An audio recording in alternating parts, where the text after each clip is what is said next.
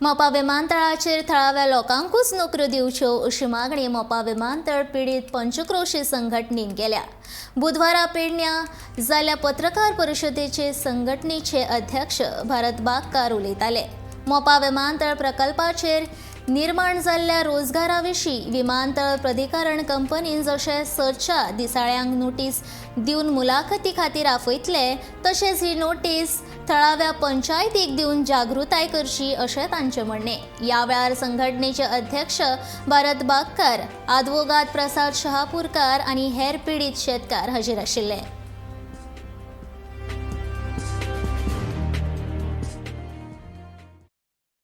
मोपा जेन्ना जेन्ना वेकन्सी येता तेन्ना न्यूजपेपराचेर तुमी एडवर्टिजमेंट दितातूच, त्याच प्रमाणे स्थानिक ज्यो ग्रामपंचायती आसात ह्या संपूर्ण पंचक्रोशींतल्यो ह्या ग्रामपंचायतीकूय तुमी सारकी माहिती दिवंक जाय कसले वेकन्सी आहा त्या बद्दल।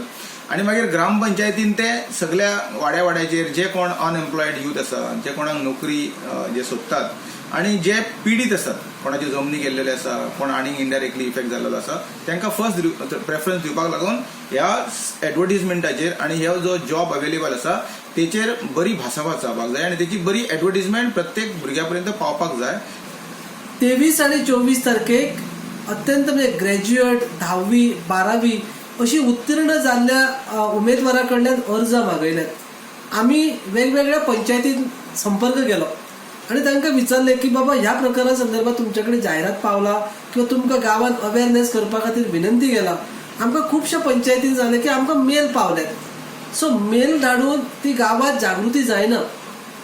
सो तेजे खातीर आमकां एक वेगळी सिस्टम लागू करची पडटली। GMR जर आमी मागता किंवा जे कंपनी एव्हिएशन ह्या ऑफिस मिनिस्ट्री आसा ताजे कडेन आमी मागता की ही जागृती तळागाळापर्यंत पावूंक जाय। मेल धाडून आमी मेल धाडला पंचायत कितें करतली अशा प्रकारची सादी एक्सक्यूज नाका आमकां ह्यो ज्यो नोकरी निर्मिती जातात त्यो नोकरी निर्मिती पीडित 5 जे गांव आसात तांकां मेळपाचो पयली अधिकार आसा।